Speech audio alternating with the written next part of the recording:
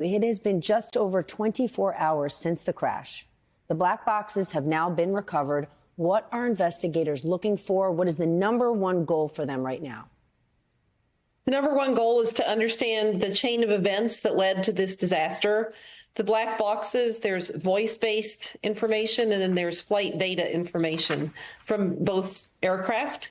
The data will let the investigators know whether there are any malfunctions with the aircraft, mechanical, electrical, communication. From early reports, there's no evidence that there were problems with the American Eagle flight. We don't know about the helicopter yet. There wasn't as much communication about that, and the route was less clear. We do know from voice in air traffic control that there were confirmations from the helicopter that they were maintaining visual separation, which clearly didn't happen. But we'll also learn what they were saying inside the cockpit of both aircraft once we have the voice recorder information. Katie, the FAA said that air traffic control staffing was, quote, not normal, with one person doing the job of two, but this staffing is acceptable under the FAA's safety standards, right? It's not optimal, but it's acceptable. What are you hearing from the FAA? Sure. So I think that when you speak to officials, they'll say that this is part of a long-running argument, one that Homendy of the NTSB talked to Lester Holt about.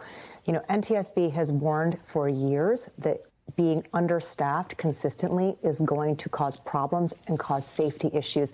The FAA has said that we've learned basically to live with less staff. They have what they call a Swiss cheese model of safety, where, if there are holes in one slice, hopefully they do not coincide with holes in the next, and that there are layers and layers and layers of safety belt and suspenders that would prevent something like this from happening.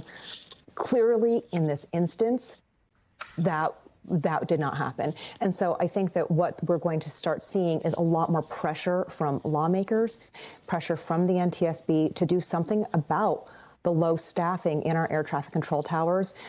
Very recently, just within the last couple of years, we saw a near collision between a FedEx plane and a passenger flight in Texas, and that could have been an enormous tragedy.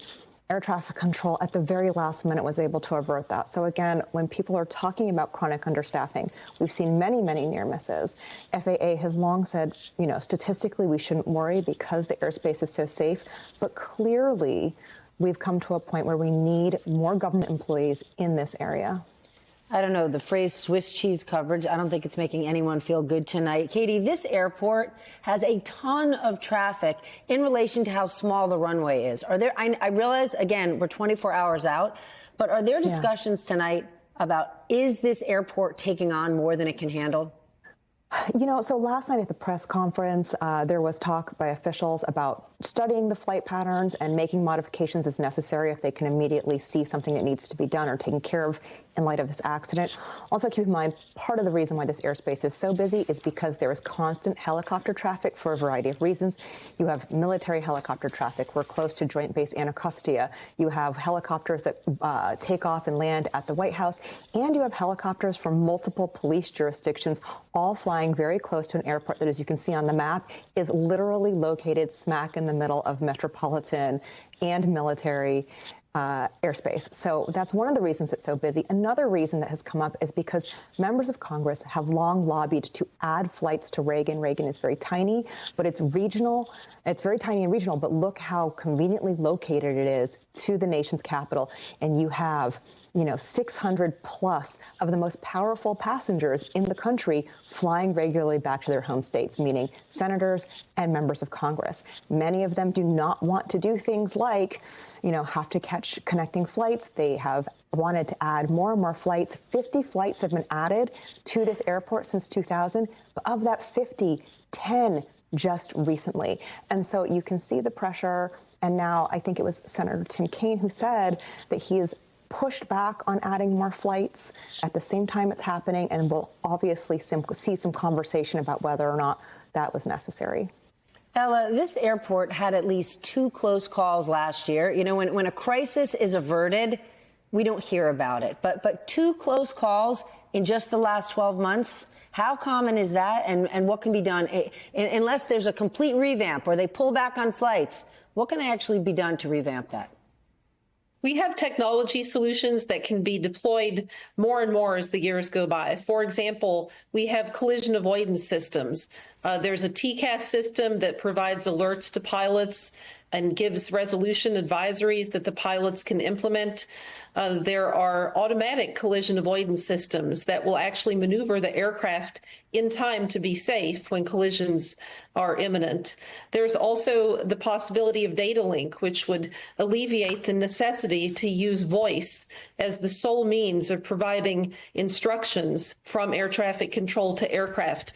All of these can help us in the future make sure that information is shared in a more timely fashion and that reactions are taken swiftly and accurately so that there's less chance that the error will cause a fatal collision.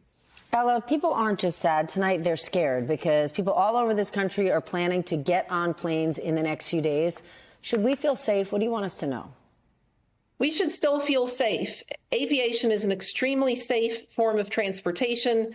At least for a while, we're going to be very vigilant. There's going to be a sense that we need to pay attention, whether it's a controller, a pilot, or anyone else in the safety chain of aviation. That said, this investigation is going to provide guidance for not only the NTSB to give an accurate report, but also for the FAA to work with air traffic control and pilots and technology so that in the future, this is even less likely to happen again. Ella, thank you so much. Katie, thank you for staying up late again tonight.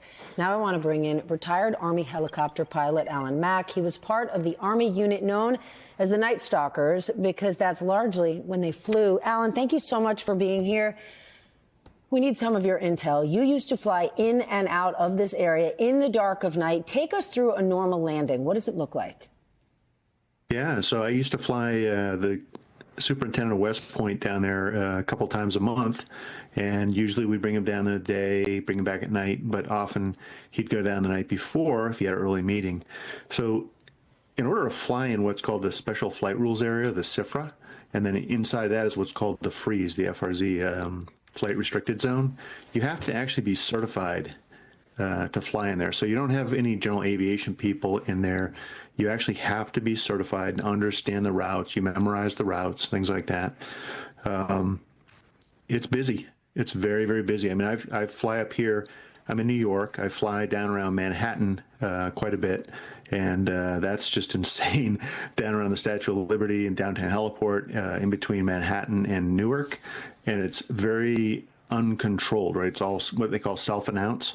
The traffic down in the Potomac, you know, is just as dense, but it's very, very well controlled.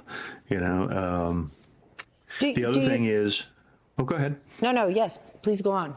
Yeah, so at night, so I have flown down there without night vision goggles and with night vision goggles, and I can tell you that I really prefer to wear the night vision goggles. You know, there are downsides to them. You know, you do see in a monochromatic color, but you know, when it comes to aircraft position lights, even to the unaided eye, they're difficult to pick out of the urban built-up area. It really is. And then when it comes to night vision goggles, all you have to do, it's like having like 2 toilet paper tubes in front of your eyes, maybe an inch away, and you just look under them or around them, you know, often. So you're always moving your head around, and you just kind of look underneath them, inside them, and that's how you use your unaided vision while wearing them. So you kind of do both at the same time. Then when you saw this last night, when you saw the video, knowing what it's like to fly there, having done it at night, having to avoid civilian aircrafts, what did you think when you saw this? What do you think tonight? It would be an expletive. I just couldn't believe it. I mean, you know, see and avoid is the most basic flight tenet. And when you say you see an aircraft and you're told to avoid it, you do, and there's a lot of trust there. Just like driving your car, you know, you trust that the other drivers aren't going to hit you and cross over the yellow line. This is the same way. Now, you know, did they see that aircraft or another one? You know, I don't know. That's what the NTSB will figure out, and they will figure it out.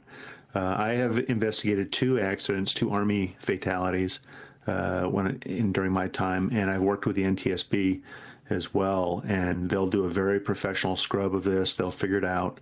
So everybody just has to be kind of a little bit cautious right now as we draw conclusions. I mean, I have my own conclusions that may be baseless, and I'm not going to share this. Well, what can we hope to learn from the Black Hawk's recovery? What do you want to know most? Yeah, what I want to know is, why didn't they avoid that aircraft? Because today I was doing research on this, for interviews and such, and one of the things I noticed as I did my research is there's a whole slew of videos and audio recordings that only show snippets of the, a snapshot in time. Like both aircraft were at, roughly 400 feet at the same time, but they weren't always that way. The Black Hawk was at 200 feet and then maybe crept up a little bit, and the commercial aircraft was descending to land, right? So they weren't like staying at the same altitude the whole time. And there was a big conversation happening with air traffic control and Pat 25 starting way up at the northwest end of the route, and they were talking about the commercial aircraft that they were going to come in conflict with. So when you listen on the internet, what you see is like the 10 seconds before impact, and really the whole thing was set up about 3 minutes prior up to the northwest.